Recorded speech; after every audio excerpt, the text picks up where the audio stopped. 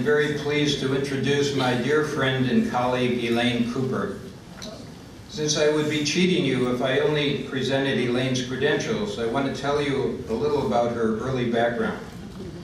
Elaine has an uncanny ability to turn adversity into a positive experience. Stricken with polio at age 4, Elaine emerged from this ordeal and her difficult family circumstances with her determination and spunk intact. Elaine's father was an orphan from a pogrom in the Ukraine, and her mother grew up in extreme poverty in New York City's Lower East Side. When Elaine was 6, her family moved from Long Island to East LA. Elaine became immersed in what seemed to be the prized values of LA, movies and physical appearance. She remembers walking down the street, doing acrobatics, backbends, splits and cartwheels, hoping that she would be discovered. At Muscle Beach in Venice, California, Elaine was discovered when one of the bodybuilders asked Elaine to be in an act with him. Having conquered Hollywood, new worlds awaited Elaine. A teacher in her East Los Angeles ghetto high school taught a course on the great thinkers and the great religions of the world. The course inspired Elaine to look more deeply into her Jewish background. Her teacher and his wife invited Elaine into their conservative Jewish home for Shabbat dinners, where they let her talk and they listened. As Elaine put it, it was my first therapeutic experience. This couple secured a scholarship for Elaine to attend the Brandeis camp outside of LA, an experience that changed her life. She's the author of numerous articles and 2 books.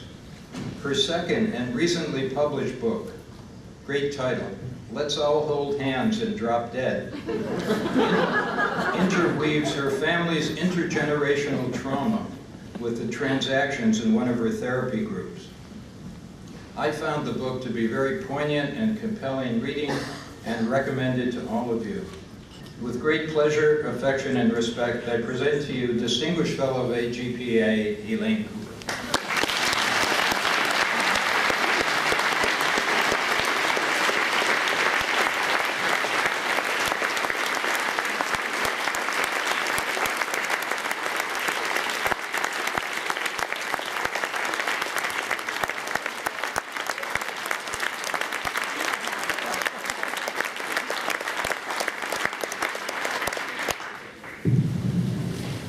Can you see me? No. If you can see less, you can see me.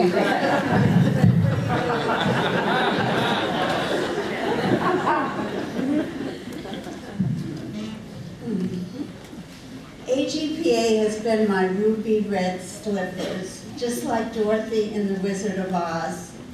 It is the place where I made wishes and my dreams came true. It started when I was 27 and moved to Manhattan and attended my second AGPA meeting.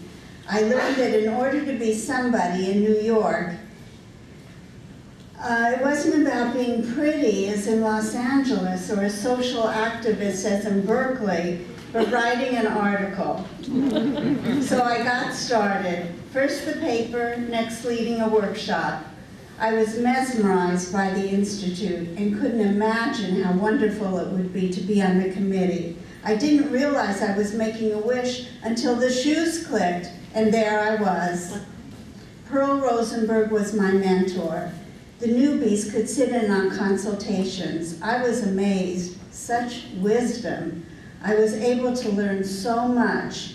Pearl and Bea took us out to a beautiful dinner at an intimate restaurant. After telling us what a good-looking bunch of people we were, they asked each of us to share a few things about our history. What a collection of brave and interesting people. In 15 minutes, we were a cohesive group. I thought, how did they do this? I want to learn how to do this. I never dared to wish that I would be on an institute co-chair. But click went the shoes, and there I was. After a while, I mused, if only I could co-lead with Jerry Gans. I would just be the happiest person in the whole world. The shoes clicked again, and here I was co-leading with Jerry, one of the peak experiences of my life. Then the shoes kept clicking, knowing my wishes before I even knew them. To my astonishment, Bill Piper asked me to be on the editorial board. Me! At Cal, I had to take dumbbell English 3 semesters. And in high school, the teacher used my essay about love of my best friend as an example of over-sentimental and hogwash writing.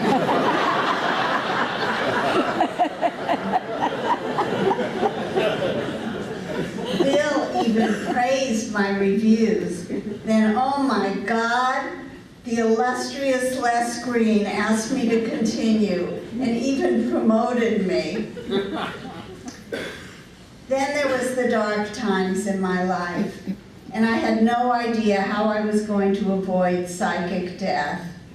I chose 2 women in AGPA whom I admired and I knew had terrible separations, and asked them if they could tell me how they managed, how they coped, how they got through it. They immediately found time to sit down with me for a leisurely talk as though they had nothing else to do in the world. I soon realized I could never miss an AGPA meeting. It was the badly needed shot of self-esteem that lasted all year. It was the same time next year seeing the same impressive and big-hearted people, all of us eager to learn and make connections that would last a lifetime. I have so many wonderful friends and colleagues that I couldn't possibly name them who are in this room. Thank you so much, all of you, for not only this precious award, but for being my support system, pretty much my entire adult life. You truly helped me grow up personally and professionally. And if you believe that I deserve this award, then you deserve it with me.